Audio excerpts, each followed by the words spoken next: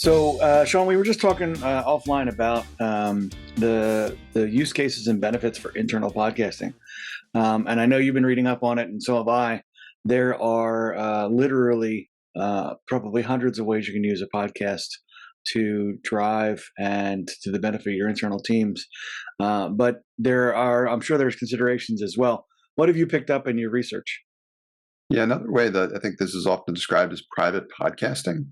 So if you think of probably what everyone is familiar with today in just typical podcasting, that's, I guess, distinction being made is like publicly available, right? So you might go to Apple or Spotify or whatever your favorite distribution like location might be on your mobile phone or wherever you listen to podcasts.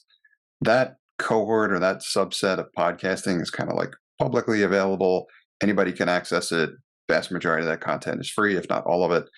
Then there is a kind of a subcategory in podcasting, often referred to as private podcasting, where you can limit who has access to that feed, if you will, as in like those episodes.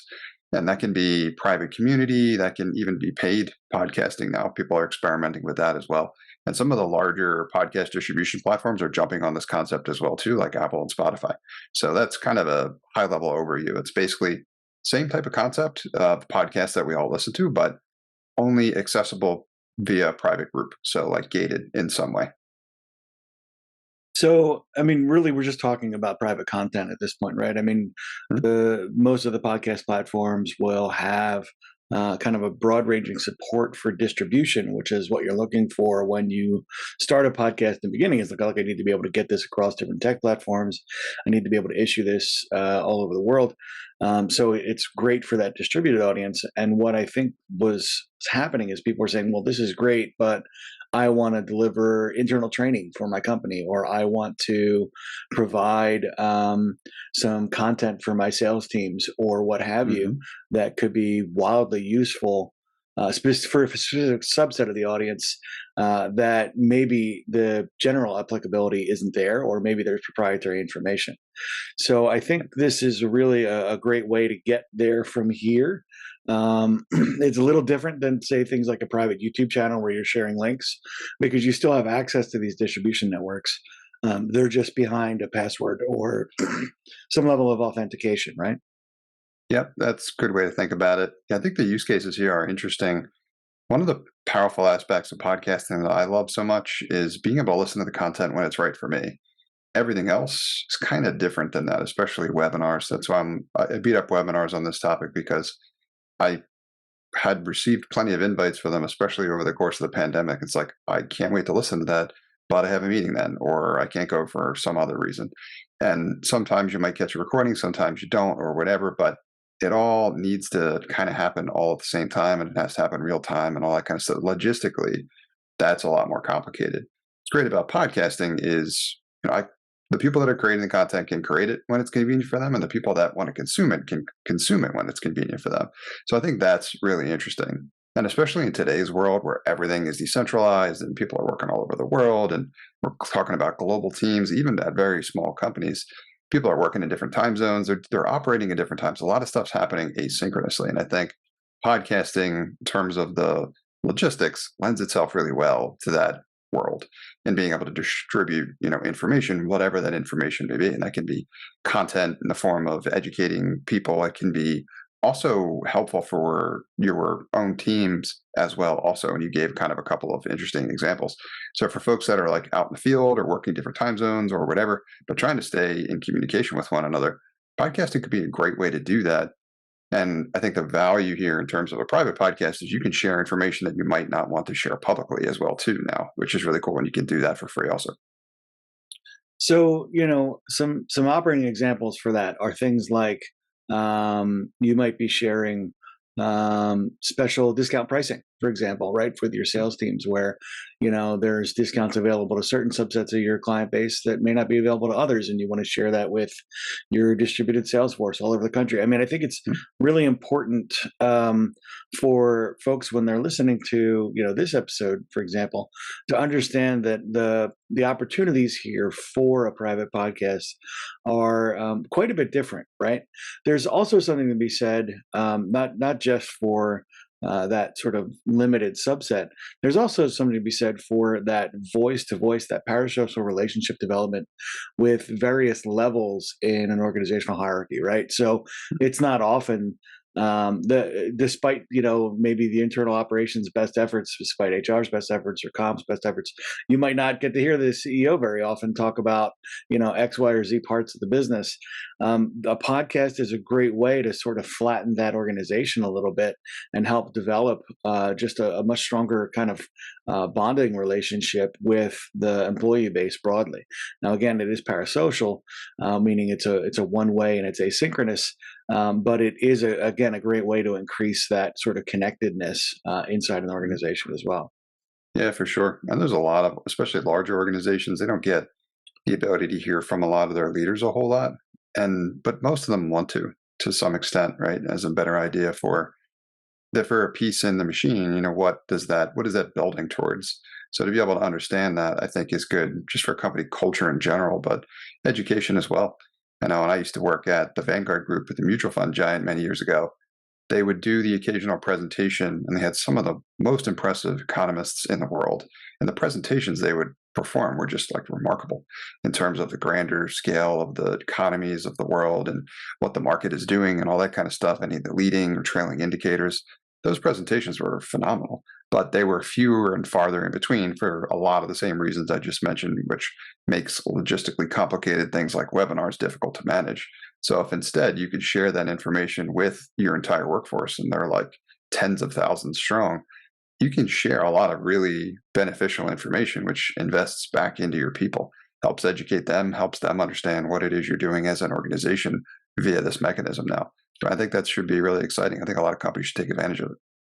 And this is where this starts to get really, really entertaining, right? Because as somebody who's trying to plan, let's say, content delivery for organization training delivery, I can use podcast content as a lead up to a seminar to make sure everyone's on the same page before they get there, which increases the efficacy of a seminar.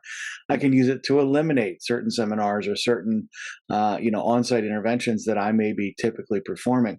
I think this is an important tool in the arsenal for someone who's trying to develop the talent in their organization. To really understand that there's some great low cost. There's not a per seat license for this. There's not a per head engagement. We don't have to fly everybody to a specific location. There's a ton of cost saving opportunities here, just on the podcast side alone.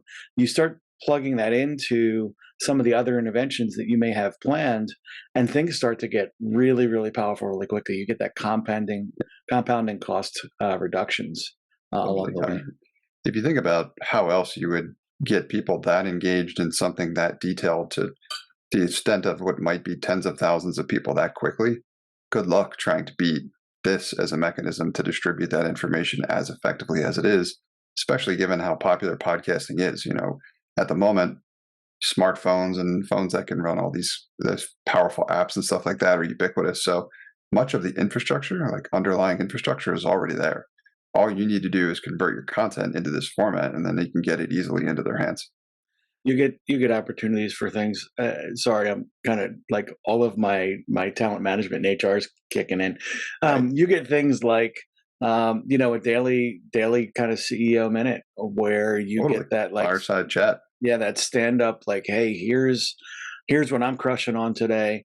Here's how you can support that. I mean, there is tons of ways to drive that sort of connectedness in the organization. And again, with the cost of these things being as low as it is, the interventions, like this will pay for themselves if two people listen to it. So it's just amazing. Great. I think that another really interesting use case here to me is for those folks out there managing and running coaching communities or private communities there, which I know is something that I'm working on building as well, also for in the B2B SaaS space. So working on these like micro SaaS applications and things like that, which I know we talk about a lot. So if I want to have, publicly facing content, I can do that. And that can be a lead into private content as well too. And then I can leverage that in any number of different ways. If I want to grow like my list of email subscribers or my community, I can get email sign up behind my private podcast, or that can also be something that is part of whatever it is I'm monetizing, like my coaching community in general. So paying for access to the coaching community, but the podcast can be a way that I'm distributing that information, or the podcast itself can be a way for me to generate revenue also, because you're able to kind of manage that as well also. And I know a couple of folks that are leveraging that, experimenting with that now with some pretty good results. You can directly monetize now private podcasts. So, and not in the traditional way that people often think about how they monetize podcasts, which is usually through advertising or something like that. In this case, people would actually be paying for the content, which I think a lot of great content creators and popular podcasters are probably going to consider adding this or complementing it to some of the other stuff they're offering as well. Yeah, and I think it leads into some of the sort of earlier strategies. Back 15, 20 years ago, one of the primary strategies for writing a book was write a bunch of blog articles and then staple them together, organize them a little bit, and call it a book. Podcasting has that same potential, right? When we talk about the ability to get short content snippets in a conversational tone that you can then shuffle and order into collections and process out into multiple different types of content. So the peril that a lot of folks had was, the concern they had was, if I publish all these blog articles out on the net, they're going to be publicly available, and somebody's going to take my good stuff and turn it into a book that's not theirs. With the private podcast, you get the benefit of that sort of connected privacy built in, and it's not first published, it's not out there in the rest of the world, and you get to then take that and leverage it any way you see fit to maybe create new content that you can publish publicly or monetize in some other way. Yeah, it could certainly be an easy way for people to get into podcasting that are a little bit more concerned about just releasing information publicly from zero. Right? I'll be one to tell you that for the most part, whatever it is you're working on, you probably need to shout it from the rooftops, no matter how good it is, in order to get anybody to pay attention. So I've got the scar tissue for understanding how hard it is in order to attract people, as from an audience perspective, to the content you're working on. But for anybody that particular component or step in the process is holding them back, this could be a good way to kind of get started in something that's like a half step as well also. And what I'm seeing from most of the content that I'm consuming in terms of learning about how to gain traction and things like that, which I think this plays a role in as well too, podcasting especially. And I'm experimenting with short daily episodes now too, which has been a lot of fun, is to try to get as much content out there as you can of different types, just in whatever it is you're passionate about or the kind of community you want to build. Then over time, you can evaluate what has been the most popular from all of that content that I've produced, and that will help you kind of drill down a little bit further into the content that seems to be the most engaging. Yeah, absolutely. I think it's a powerful subject that we could kind of dig into multiple applications on.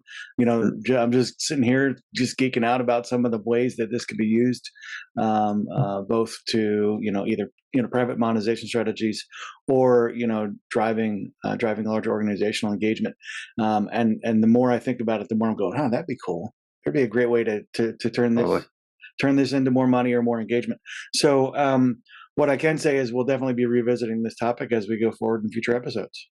Let's link to that article that we found from Riverside as well, too, because I think that does a really good overview of what private podcasting is all about. We'll put that in the show notes. Awesome. Should be down there if you're watching on the video. Thanks, guys.